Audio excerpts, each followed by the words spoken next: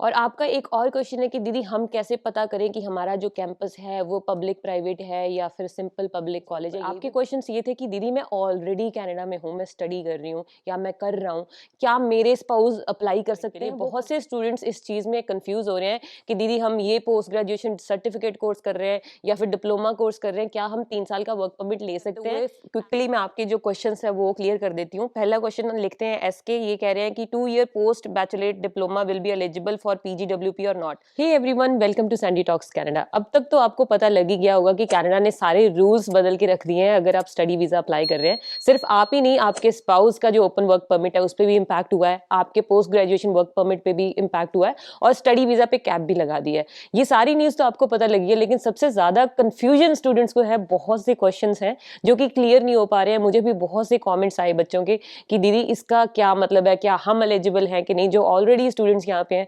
उनको ऐसे है कि भाई हमारे स्पाउस अप्लाई कर सकते हैं कि नहीं कर सकते।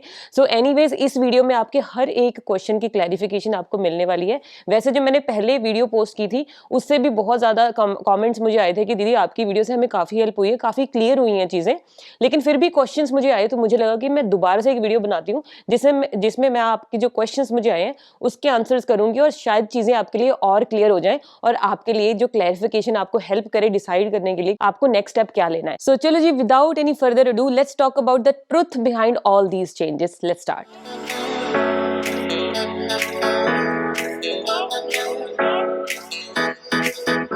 सबसे पहले तो मैं आपको थोड़ी सी क्लैरिफिकेशन दूंगी तीनों चेंजेस की जो क्वेश्चंस है उसके अकॉर्डिंगली। उसके बाद मैं अपने लैपटॉप पे जाके आपके जो क्वेश्चंस है मेरी वीडियो के नीचे आए हुए हैं, मुझे डीएम में आए हुए हैं, उन क्वेश्चंस के आंसर करूंगी। ऐसे हम जल्दी जल्दी सारा कुछ क्लियर करेंगे।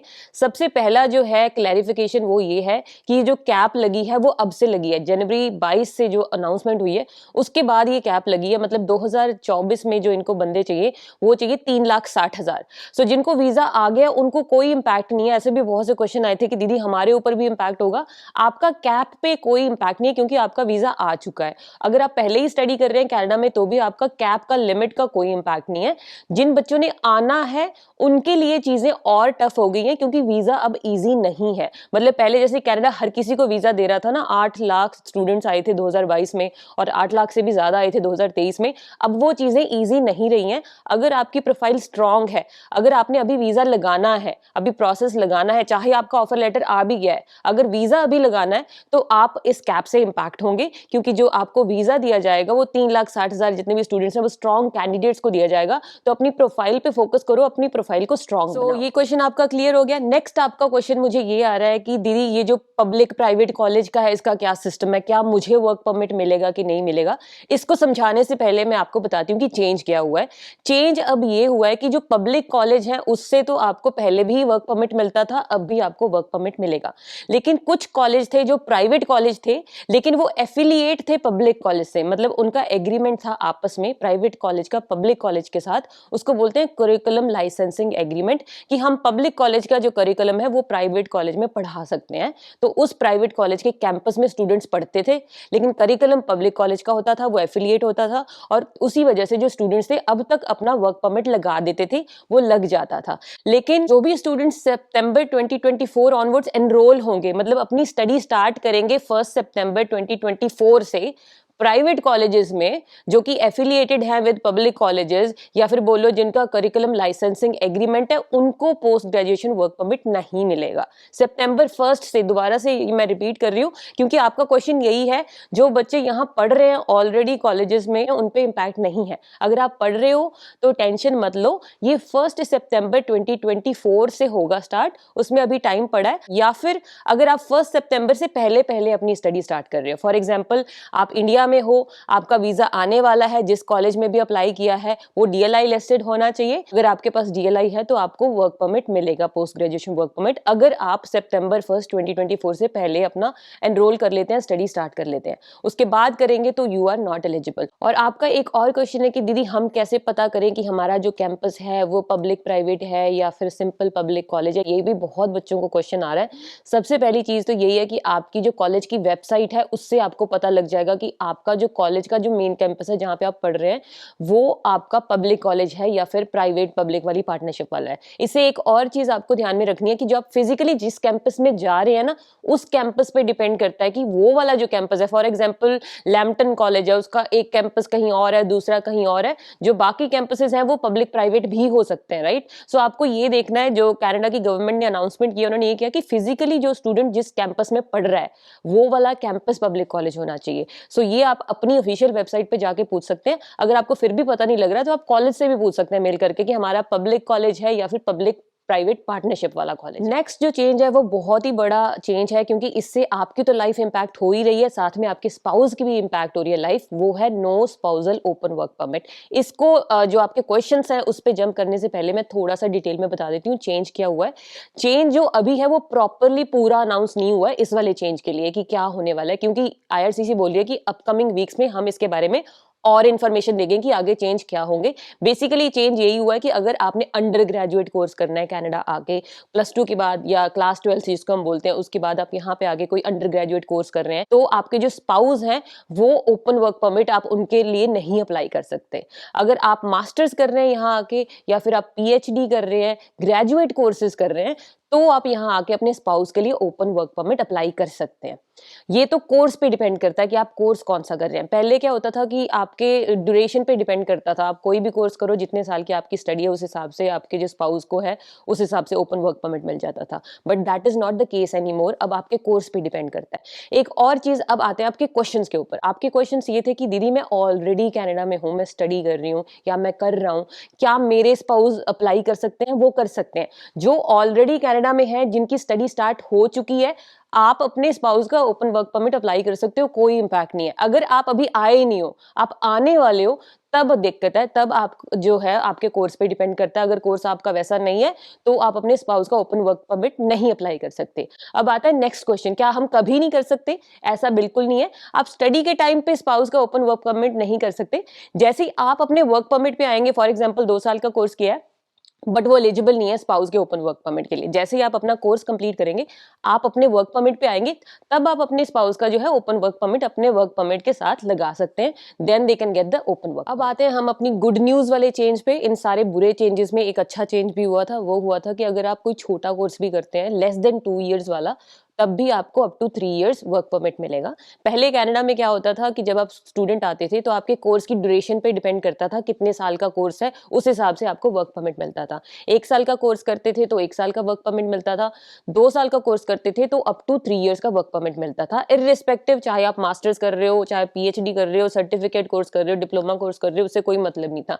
लेकिन अब ये चेंज हुआ है कि अगर आप मास्टर्स कर रहे हैं, मैं दोबारा से बोल रही हूँ, मास्टर्स अगर आप कर रहे हैं, graduate masters programme which is less than 2 years, तब भी आप एलिजिबल हैं 3 इयर्स वर्क परमिट के लिए। बहुत से स्टूडेंट्स इस चीज में कंफ्यूज हो रहे हैं कि दीदी हम ये पोस्ट ग्रेजुएशन सर्टिफिकेट कोर्स कर रहे हैं या फिर डिप्लोमा कोर्स कर रहे हैं, क्या हम 3 साल का वर्क परमिट ले सकते हैं? जो वेबसाइट पे, कनाडा की ऑफिशियल वेबसाइट पे अनाउंसमेंट आई है, उसमें साफ साफ लिखा हुआ है ग्रेजुएट मास्टर्स प्रोग्राम, मतलब कि 1 साल की मास्टर्स भी होती है। अगर आप 1 साल की मास्टर्स कर रहे हैं तब आप up to 3 years work permit apply कर सकते हैं।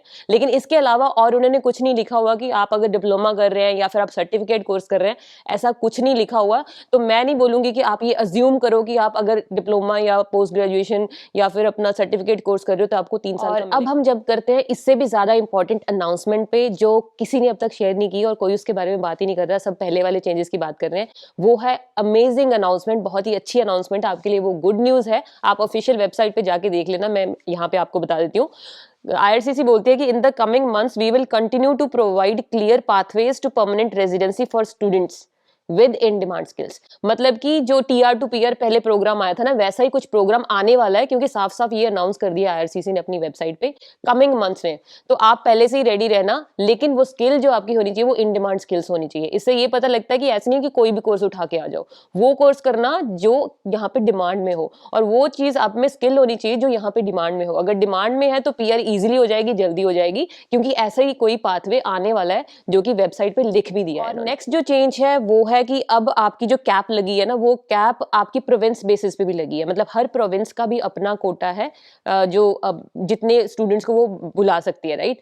सो जो प्रोविंस है वो DLI लिस्टेड जो कॉलेजेस यूनिवर्सिटीज हैं उनके साथ हर DLI लिस्टेड कॉलेज को उनका कोटा देगी, क्योंकि पहले दिक्कत क्या आ रही थी, कॉलेज इतने भर भर के स्टूडेंट्स को ले रहे थे, बाद में स्टूडेंट्स को डेफर कर देते थे, फीसें बढ़ा दी इतनी ज्यादा, बच्चों को जानबूझ के फेल कर दिया, तो बहुत ज्यादा एक्सप्लॉइट हुए हैं स्टूडेंट्स। इसी चक्कर में ये कैप भी लगी है। तो इस वजह से जो प्रोविंस है वो हर DLI लिस्टेड कॉलेज और यूनिवर्सिटी को उनका कोटा देगी, उस हिसाब से वो अटेस्टेशन लेटर आपको देंगे। और इसी पे मुझे एक कॉमेंट भी आया था जिसमें ये स्मार्ट ड्रीम्स लिखते हैं कि not everyone need attestation letter, there are some exemptions, please clarify कि मैं सही हूं या गलत। ये इन्फॉर्मेशन सही नहीं है, हर किसी को अटेस्टेशन लेटर चाहिए, एवरीवन फ्रॉम नाउ ऑनवर्ड्स।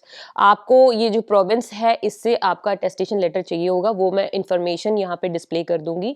और ये जो अटेस्टेशन लेटर कब से मिलना स्टार्ट होगा, ये इनको डेडलाइन दी गई है, कनाडा ने, IRCC ने प्रोविंसेस को डेडलाइन दे दी है कि भाई अपना प्रोसेस तैयार कर लो। अभी प्रोसेस स्टार्ट नहीं हुआ कि कैसे मिलेगा आपको अटेस्टेशन लेटर, उनको इन्होंने मार्च 2024 तक की डेडलाइन दी है, मतलब 2 महीने दिए हैं प्रोविंस को प्रिपेयर करने के लिए कि वो कौन सा प्रोसेस फॉलो करेंगे स्टूडेंट्स को अटेस्टेशन लेटर देने के लिए। लेकिन ये हर एक स्टडी परमिट एप्लीकेशन में चाहिए होगा। तो वीडियो लंबी ना करते हुए क्विकली मैं आपके जो क्वेश्चंस है वो क्लियर कर देती हूँ। पहला क्वेश्चन लिखते हैं SK, ये कह रहे हैं कि 2 year post baccalaureate diploma will be eligible for PGWP और नॉट। आपका कोई भी कोर्स है उसमें आपको तो पोस्ट ग्रेजुएशन वर्क परमिट मिलेगा ही मिलेगा, ऐसा नहीं है कि आपको नहीं मिलेगा, वो स्पाउस के लिए अलग से इनका आया है। सो आपका जो भी आप स्टडी करते हैं उस हिसाब से आपको पोस्ट ग्रेजुएशन वर्क परमिट मिलेगा। नेक्स्ट आपका क्वेश्चन है कि अगर कोई ऑलरेडी कनाडा में डिप्लोमा में है और अभी स्पाउस का अप्लाई करना है तो कर सकते हैं कि नहीं, आप कर सकते हैं। बाकी और इन्फॉर्मेशन जैसे मैंने आपको बताया अभी आनी बाकी है ना। रहेजा जी लिखते हैं कि hello Sandy, can you make a detailed video on the 5th point, PGWP for the ones who came for 1 year course, will they be getting 3 year work permit? Like I said, जो official announcement है उसके हिसाब से 3 year work permit masters वाले students को इन्होंने focus किया है, बाकी स्टूडेंट्स का इन्होंने जिक्र नहीं किया। एंड नेक्स्ट जो क्वेश्चन है वो नश पर्पल करके हैं, वो लिखते हैं I have applied for the visa on December 22 और मेरा बायोमेट्रिक भी हो गया है, मेडिकल अभी नहीं हुआ, क्या जो कैप है मुझे इम्पैक्ट करेगी negatively on my process? Cap आपके उस पर कोई नेगेटिवली इम्पैक्ट नहीं करेगी, बट हाँ प्रोसेस अभी जो इन्होंने कैप लगाई है उससे स्ट्रिक्ट हो गया बहुत ज्यादा। सो उस तरीके से आप बोल सकते हैं कि जब तक आपको वीजा का अप्रूवल नहीं आ जाता तो स्क्रूटनी ज्यादा होगी। प्रोफाइल स्ट्रांग होगी तो चांसेस अच्छे हैं, प्रोफाइल वीक है तो चांसेस आपके कम है, क्योंकि इनके पास कोटा ही कम है। नेक्स्ट है दी, मैंने IELTS की है 12th के बाद, सो मैं जा सकती हूँ कनाडा, मेरे लिए कोई प्रॉब्लम तो नहीं है? मीन्स आ तो कोई भी सकता है यार, +2 की है कोई भी किया है, लेकिन आपका कोर्स थोड़ा रेलिवेंट लेके आना कि लाइफ यहाँ पे सेटल हो जाए, अदरवाइज यहाँ पे बहुत प्रॉब्लम है।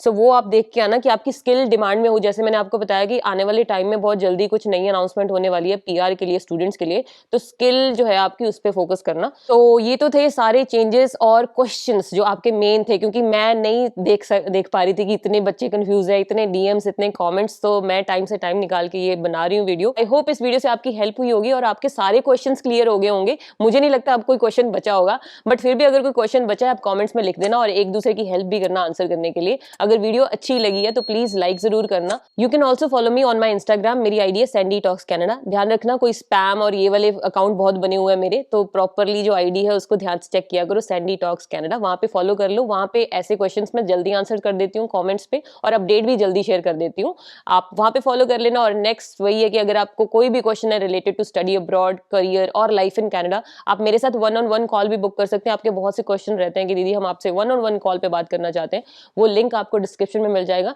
That's it guys, thank you so much for watching. मिलते हैं अगली वीडियो में, till then take care, bye bye.